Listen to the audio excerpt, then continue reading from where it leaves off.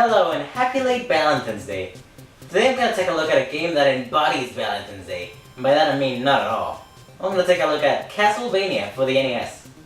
A couple years back I was introduced to Castlevania by many Let's Players and reviewers.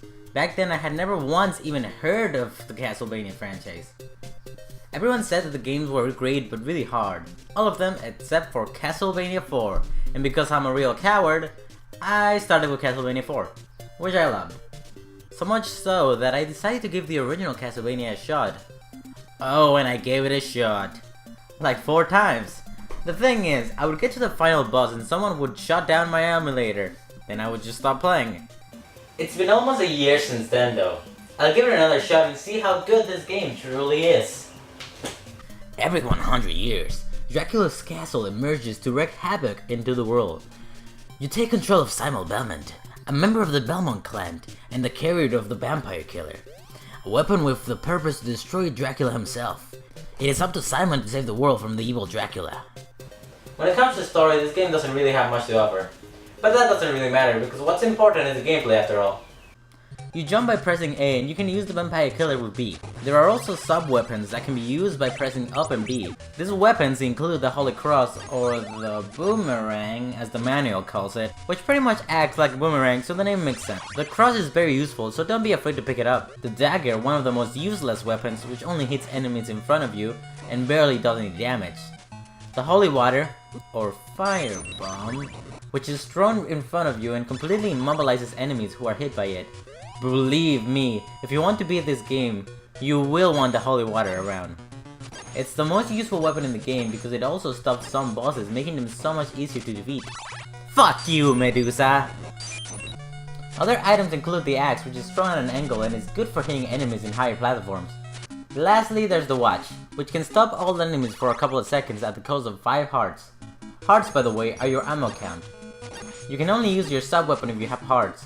Why hearts? Don't ask me, I don't fucking know. The vampire killer can be upgraded a total of 2 times with power-ups that can be dropped by enemies or candles. The vampire killer will start out as a very useless whip that has 0 range and does no damage.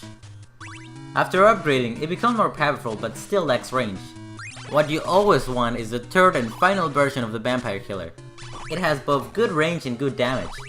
If you don't have the third version of the vampire killer equipped at all times, well, let me tell you, you're gonna get your ass handed to you. The game makes it easy to upgrade the vampire killer, so you shouldn't worry about that. The candles that I've previously mentioned are scattered all throughout the levels. They are your main source for items. They can drop all the sub-weapons, small hearts that count as 1, large hearts that count as 5, whip upgrades, as well as double shot and triple shots, which allow you to have 2 or 3 sub-weapons on screen at the same time. They're very helpful for taking down bosses.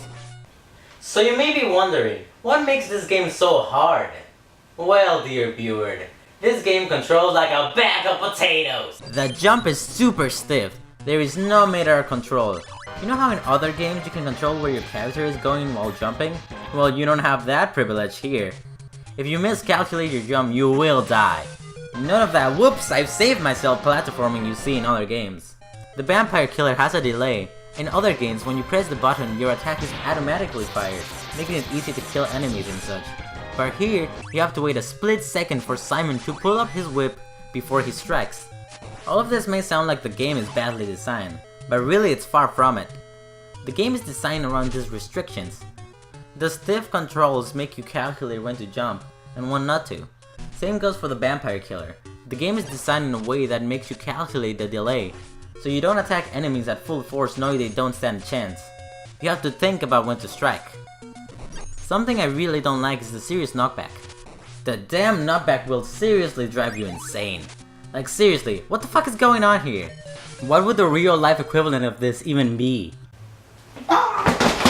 This game has a total of 6 bosses, 3 of which are pretty easy. But as soon as you reach Frankenstein monster, this game will rape you. Fuck death. The only way me and many others can even stand a chance against death is by having holy water. But the game sure doesn't make it easy. The only place in the whole stage where holy water can be obtained is right at the beginning, meaning you have to go through the entire stage without dying or getting another sub-weapon. There's nothing I hate more than accidentally picking up a sub-weapon you didn't want. Damn it! The only way to regain health in this game is through finding delicious wall chicken that is hidden in many walls. If you get to death without the holy water, be prepared to die over and over. The bosses, the Sith controls, the knockback, delayed attacks, relying on sub-weapons, and the really hard enemies. You will die a lot.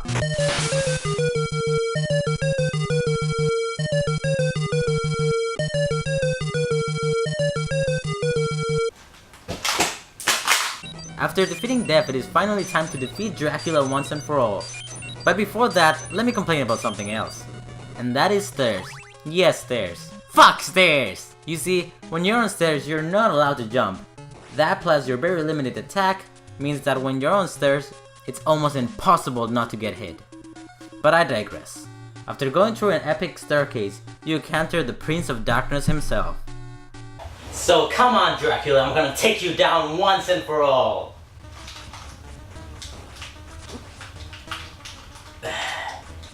Come on, damn it! Ah! No, I'll give it another shot, come on. You can do this. Damn it! Damn it! Oh, come on.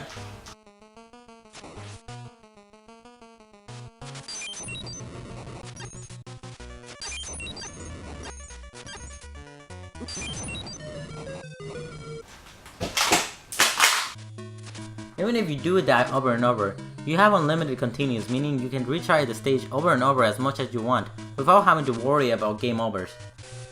The stages are not too long and the music is seriously great. Vampire Killer, Wicked Child, and Poison Mine are some of my favorite tracks. The game is just fun to play. It's so satisfying defeating bosses you had so much trouble with, and then grabbing that orb. When you finally defeat Dracula, which I did for the first time in this playthrough, you get a big boost of satisfaction that is so worth beating the game for. Phoenix Belmont! Here's a nice fact about me. The Belmont part of my name comes from whenever I would pick up an orb in midair, I would yell Phoenix Belmont!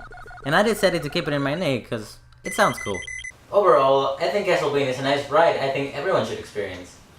A really hard, anger-filled, really painful, yet satisfying ride.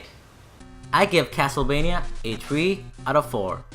Well, thanks for watching. I've been Phoenix Belmont, and for my next review, I will be looking at Super Castlevania 4 for the SNES.